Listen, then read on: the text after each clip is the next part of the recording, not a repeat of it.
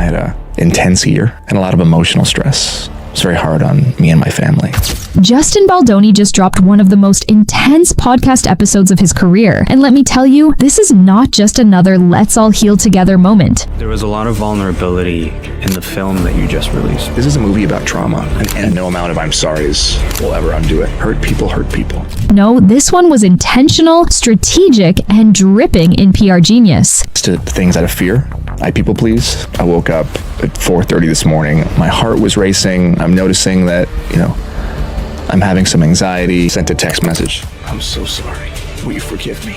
Now, if you were expecting Baldoni to come in swinging with a strong defense, clearing his name, or even directly addressing the lawsuit, you clearly don't know how Hollywood crisis management works. Instead, he played a different game.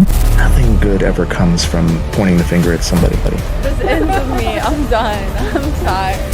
The vulnerability card. Soft voice? Check. Deep emotional reflections? Check. Carefully worded phrases that never actually confirm or deny anything? Check, check, check. And you know what? It's working. Fans are eating this up. The media is debating whether he's a misunderstood emotional icon or a master manipulator. And suddenly, the lawsuit isn't the main conversation anymore. His feelings are. Coincidence? Absolutely not. So today we're breaking it all down. What Baldoni said, what he didn't say, and why this might be one of the smartest or sneakiest PR moves we've seen in a while. Buckle up, because this one's a masterclass in how to flip the narrative. Justin Baldoni is an actor, filmmaker, and a New York Times bestselling author. He co-founded Wayfarer Studios with films like It Ends With Us and Will and Harper. Justin is the co-host of the Man Enough podcast. Justin Baldoni spends the first half of the podcast opening up about his struggles, his anxiety, his sleepless nights. But is this raw honesty, or is it the best PR move of 2025? Because let's be real, when you're in the middle of a $1 billion lawsuit, vulnerability isn't just personal, it's strategic. From the jump, Baldoni makes it clear he's been through it. He drops lines like, I had anxiety this morning, and I haven't given myself time to heal.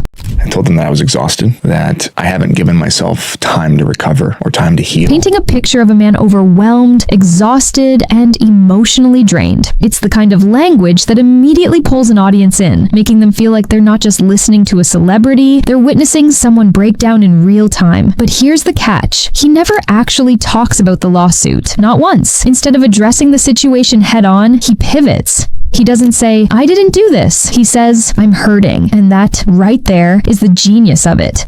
And no amount of I'm sorry's will ever undo it. Hurt people hurt people. This isn't just a therapy session, it's a carefully structured reputation management play. Baldoni knows that playing the victim before someone else paints you as the villain is a winning strategy. He's shifting the conversation from did he do it to wow, how is he holding up? And that slight reframing, it's PR gold. At one point, he even drops the classic hurt people line. It's the kind of vague, pseudo-intellectual phrase that sounds deep but means nothing. It's the verbal equivalent of saying no offense, but right before offending someone. He's not admitting guilt, he's not denying anything, he's just leaving things open-ended enough for the audience to fill in the blanks however they want. And guess what? It's working. The comment sections are flooded with sympathy. Fans are defending him, saying things like, you can tell he's really struggling, and I don't think a guilty man would be this vulnerable, but come on, we've seen this move before. If PR tactics had a Hall of Fame, this would sit right next to Kris Jenner's Spin It in Our Favor playbook, because if this was really just about self-reflection, why drop this podcast right now? Right before Blake's team is rumored to release new evidence, the timing isn't just suspicious, it's calculated. Let's talk about the elephant in the room. Justin Baldoni never directly addresses the lawsuit. Not once, not even a vague, there's been a lot said about me lately. Nope. Instead, he dances around it like he's auditioning for Dancing with the Stars. If you were expecting Baldoni to come out swinging with hard facts, clear denials,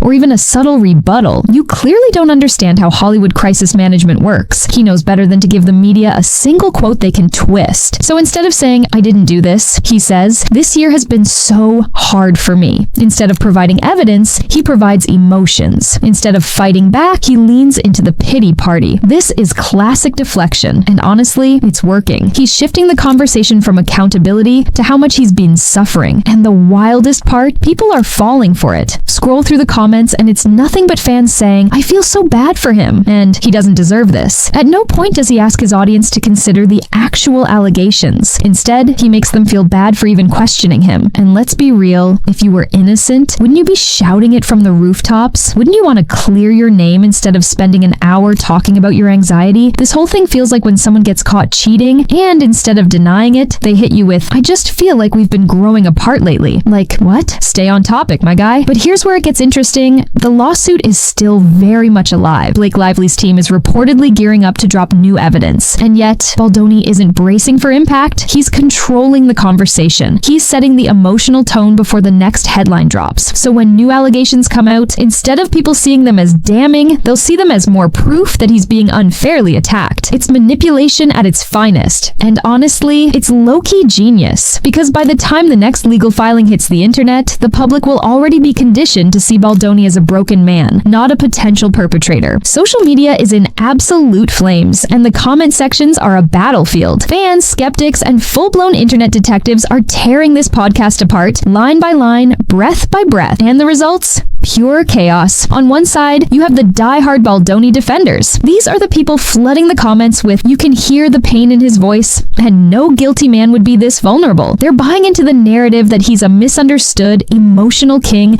being unfairly attacked. To them, this isn't a calculated move. This is a man on the verge of collapse, bearing his soul to the world. Then there's the other side, the ones calling out the performative vulnerability. The skeptics are dissecting his every pause, tone shift, and carefully chosen word like it's the Zodiac Killer cipher. They're saying, notice how he never actually denies anything, and why is he talking about anxiety instead of evidence? Basically, they're seeing right through the sad boy defense strategy. And then, of course, you have the conspiracy theorists, who are on a completely different level. Some people are convinced that the entire thing was scripted, rehearsed, and vetted by a team of crisis managers. Others think the timing of this episode is too perfect, dropping just as rumors swirl about Blake's legal team preparing to release new evidence. Coincidence? Absolutely not. What's wild is that no one is even talking about the lawsuit anymore. Baldoni successfully redirected the conversation to his feelings instead of the facts. Instead of debating the evidence, people are debating his mental state. Instead of questioning his actions, they're questioning their own morality for doubting him. That shift in perspective, that's psychological warfare, and he's winning. At this point, public perception isn't about truth, it's about who controls the story. And Baldoni has officially taken the wheel. He might not have the facts on his side, but he has something even more powerful, the audience's emotions. Let's break this down like a PR team, because this isn't just a podcast.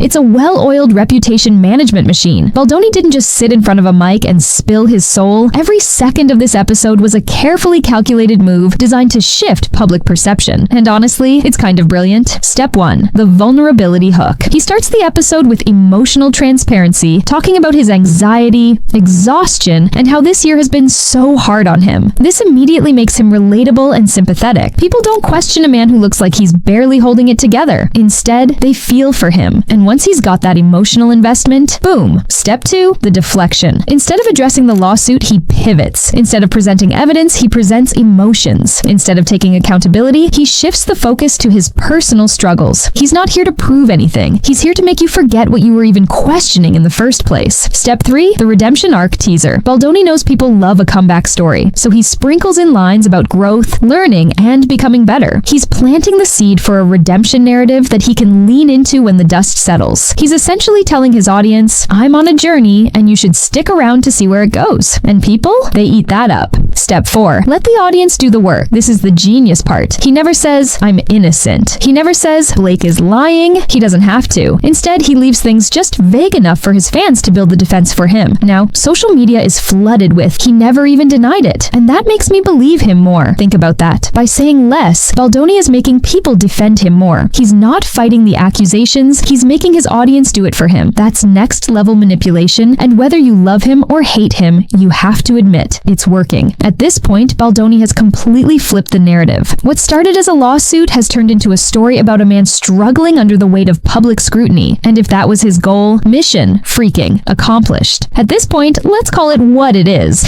This podcast wasn't about opening up, it was about flipping the script. Baldoni didn't step into that recording booth to tell his side of the story. He stepped in to reshape the public's perception of him before things spiral out of his control. And honestly, he's succeeding. The genius of this whole thing is that Baldoni has redirected the entire conversation. Before the podcast dropped, the main focus was the lawsuit, the allegations, and what kind of evidence Blake Lively's legal team team might have. But now, people are talking about Baldoni's mental health, his emotional struggles, and how hard this has been for him. The entire framing of the situation has shifted from "did he do it?" to "is he okay?" And here's the thing, public perception isn't about truth, it's about which story gets told the loudest. Right now, Baldoni isn't just controlling the volume, he's controlling the entire sound system. If he can keep pushing this "I'm a flawed but good man trying to do better" narrative, he doesn't even need to win the lawsuit, because by the time any new allegations surface, the audience will already have been primed to see him as a victim, not an aggressor. But does this actually work in the long run? Well, that depends. If Blake Lively's team drops undeniable, irrefutable receipts, texts, emails, or recordings, this entire emotional campaign could crumble instantly. Right now, Baldoni is playing a very delicate game of controlling the narrative without making any direct claims. One wrong move, one solid piece of evidence against him, and all of this strategic vulnerability could backfire. And that's the real gamble. If Baldoni pulls this off, he walks away not just with his reputation intact, but possibly even stronger than before. He could rebrand, capitalize on his struggles,